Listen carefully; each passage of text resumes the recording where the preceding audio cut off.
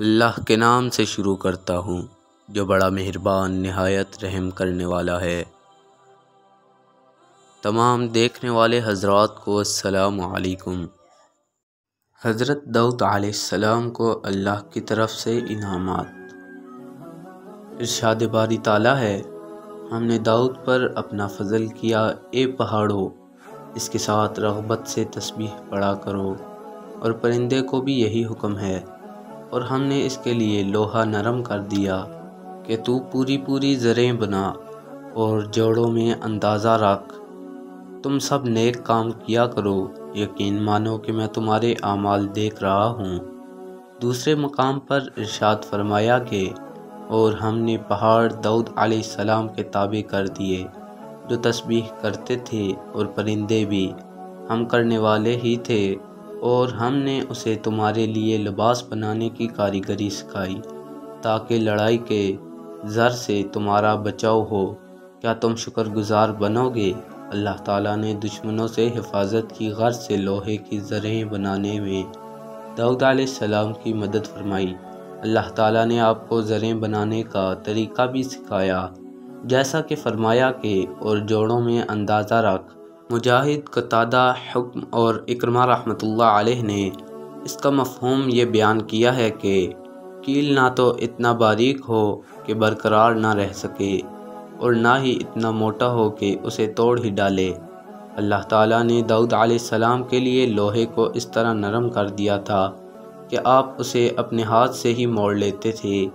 قتادہ رحمۃ اللہ علیہ نے بیان کیا ہے کہ آپ کو زریں بنانے کے لیے لوہے کو گرم کرنے یا ہتھوڑا استعمال کرنے کی ضرورت پیش نہیں آتی تھی، آپ ٹھنڈے لوہے سے ہی جو چاہتے بنا لیتے تھے۔ لوہے کی ذرہ سب سے پہلے آپ ہی نے بنائی تھی۔ پہلے دفاع کے لیے لوہے کے تختے ہی استعمال کیے جاتے تھے۔ ابن شوذب نے کہا ہے کہ آپ ہر روز ایک ذراح بنا لیتے تھے اور اسے 6000 درہم میں فروخت کر دیتے تھے۔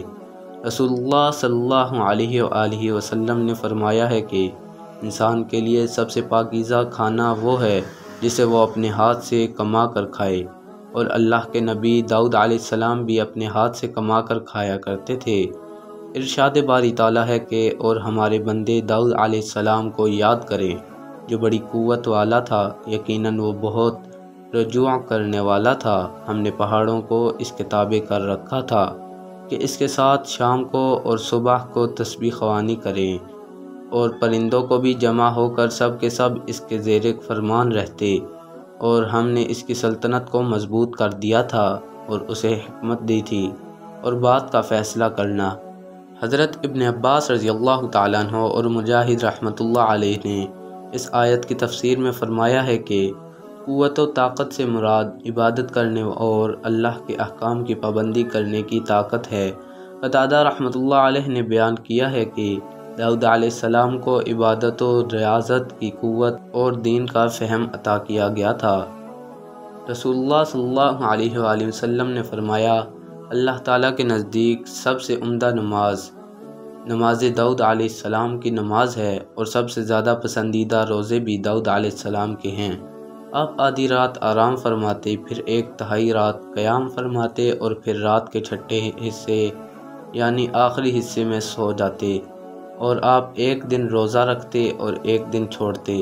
جب آپ دشمن کے سامنے آتے تو بھاگتے نہیں تھے بلکہ ڈٹ کر مقابلہ کرتے تھے۔ حضرت داؤد علیہ السلام کی آواز بہت عمدہ اور سریلی تھی۔ جب آپ زبور کی تلاوت فرماتے تو اڑتے ہوئے پرندے بھی آپ کی آواز سن کر تسبیح میں مصروف ہو جاتے، اور اسی طرح جب آپ صبح و شام اللہ کی تسبیح بیان کرتے تو آپ کے ساتھ پہاڑ بھی تسبیح خوانی شروع کر دیتے۔ امام اوزاعی رحمۃ اللہ علیہ نے فرمایا ہے کہ داؤد علیہ السلام کو اللہ تعالیٰ نے اس قدر اچھی آواز عطا فرمائی تھی کہ اگر جنگلی جانور اور پرندے بھی آپ کی آواز سن لیتے تو آپ کے گرد جمع ہو جاتے۔ وہب رحمۃ اللہ علیہ نے بیان کیا ہے کہ آپ کی آواز جو بھی سنتا اس پر رقص کی کیفیت طاری ہو جاتی۔ آپ اس قدر سریلی آواز سے زبور کی تلاوت فرماتے تھے کہ کسی کان نے کبھی ایسی آواز نہ سنی ہوتی۔ آپ کی خوبصورت آواز سن کر جن و انس اور پرند و چرند سب اپنی توجہ آپ کی طرف کر لیتے۔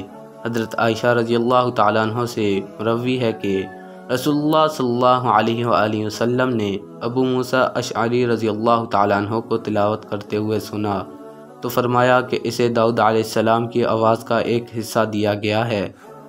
داؤد علیہ السلام کو جہاں نہایت عمدہ آواز عطا فرمائی گئی تھی، وہاں اس صفت سے بھی متصف کیا گیا تھا کہ آپ بہت جلد تلاوت کر لیا کرتے تھے۔ فرمان نبوی ہے کہ داؤد علیہ السلام کے لیے تلاوت کو آسان بنا دیا گیا تھا۔ آپ اپنی سواری پر ذہن رکھنے کا حکم دیتے اور سواری کے تیار ہونے سے پہلے ہی پورا قرآن یعنی زبور پڑھ لیا کرتے تھے، اور آپ صرف اپنے ہاتھوں سے ہی کمائی ہوئی چیز ہی کھاتے تھے۔ واضح رہے کہ آپ کی یہ تلاوت خشوع و خضوع کے ساتھ ہوتی تھی، اور حدیث میں مذکور قرآن سے مراد زبور ہے۔ ارشاد باری تعالیٰ ہے کہ اور ہم نے داؤد علیہ السلام کو زبور عطا فرمائی۔ زبور معروف آسمانی کتاب ہے جو داؤد علیہ السلام پر ماہ رمضان میں نازل کی گئی تھی۔ اس میں نصیحت و حکمت کی باتیں تھیں۔